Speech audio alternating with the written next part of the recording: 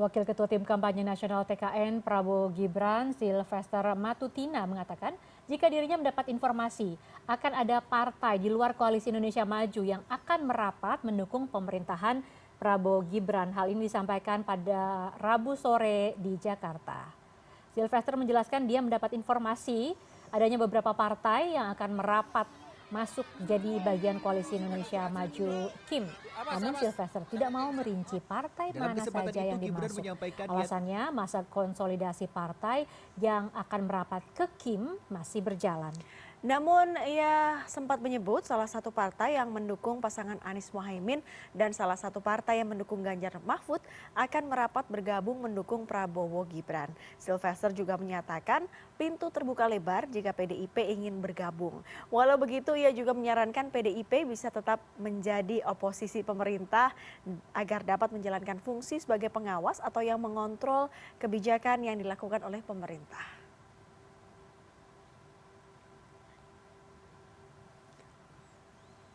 Dan untuk mengetahui informasi terbaru, sudah bergabung bersama kami koresponden CNN Indonesia, Teddy Zuhari di Jakarta. Halo, selamat pagi. Teddy, ini pasca penetapan sebagai pemenang Pilpres, apakah sudah Anda dengar ya isu lobi-lobi yang dilakukan berbagai pihak untuk bisa berkoalisi sekaligus merapat ini ke Prabowo dan Gibran? Selamat pagi Dea dan Lianita, betul sekali kalau melihat dari perkembangan atau dinamika politik tanah air dalam beberapa waktu terakhir ini, memang setelah Pilpres 2024 berakhir, usai masa pencoblosan pada Februari lalu sudah berakhir, dinamika politik terus berkembang. Kita tahu kemarin ada lawan dan sekarang kemungkinan jadi kawan di koalisi ini juga celah membuka koalisi. Memang sebenarnya ada sinyalemen dibuka oleh Ketua Umum Partai Gerindra Prabowo Subianto dalam beberapa kesempatan. Misalkan pada Selasa 23 April 2024 lalu saat menerima kunjungan dari Ketua tim pembela Prabowo Gibran dan kuasa hukumnya di kediaman pribadi dari Prabowo Subianto di Kertanegara 4 Jakarta Selatan. Pada Selasa malam itu Prabowo juga mengungkapkan bahwa betul dirinya bertemu dengan beberapa pihak dan juga Prabowo mengatakan bahwa sebenarnya proses ini sudah selesai, terlebih MK juga sudah memutuskan menolak gugatan yang diajukan oleh kuasa hukum paslon 01 dan juga 03, dan dengan gamblang Prabowo pada Selasa malam itu menyebutkan bahwa dirinya akan membuka komunikasi politik dengan semua unsur untuk membangun koalisi yang kuat dan juga efektif untuk membangun masa depan ini. Kata-kata ini kemudian banyak yang menyimpulkan, banyak pengamat juga yang mengatakan bahwa sebenarnya Prabowo sudah mulai membuka komunikasi politik, menerima partai-partai lain untuk mendukung pemerintahannya di luar dari Koalisi Indonesia Maju atau KIM.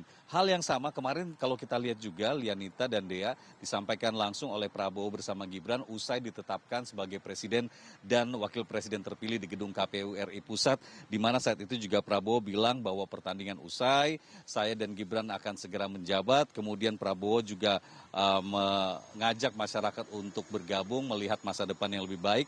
Dan ini yang penting, ketika usai menghadiri acara di gedung KPU, Prabowo Subianto datang mengunjungi kantor DPP PKB di Jakarta Pusat yang letaknya memang tidak jauh dari gedung KPU.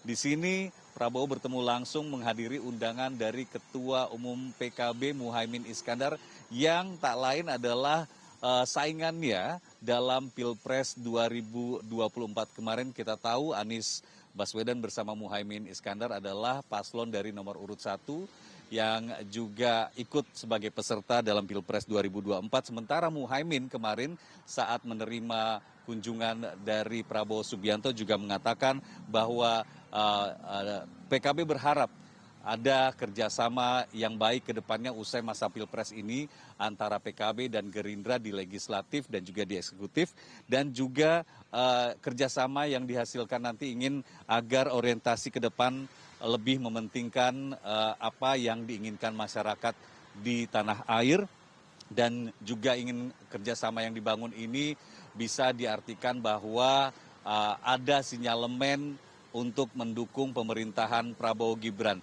Kemarin juga saya meminta pendapat langsung dari Wakil Ketua TKN, Sylvester Matutina, yang juga menyebut dirinya mendapatkan informasi bahwa ada beberapa partai di luar koalisi Kim yang akan segera merapat ke koalisi Indonesia Maju. Namun dia tidak merinci partai-partai mana saja, tapi dari penjelasannya ada beberapa partai, itu artinya ada lebih dari satu partai. Kalau kita melihat juga perkembangan beberapa waktu sebelumnya, ada pertemuan antara Prabowo Subianto dengan Ketua Umum Partai Nasional Demokrat Nasdem Surya Paloh.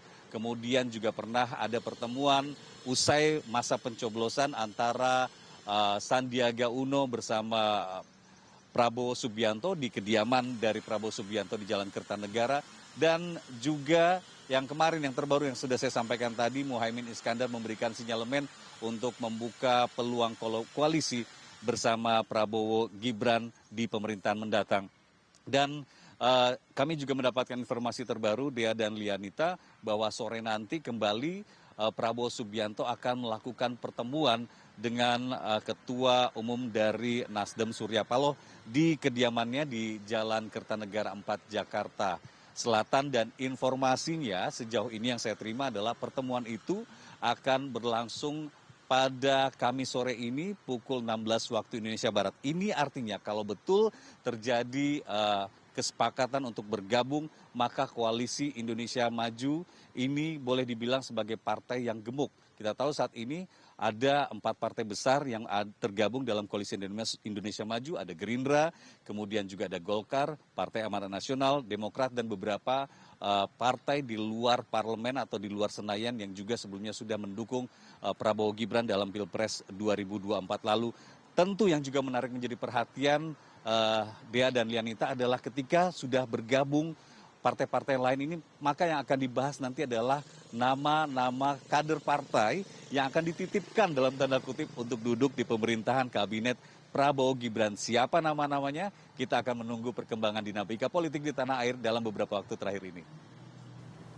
Ya, baik Teddy, ini yang namanya politik sangat dinamis. Tentunya kita akan terus menunggu bagaimana kedinamisannya, update-update-nya. Teddy, terima kasih sudah melaporkan dari Kertanegara. Selamat pagi.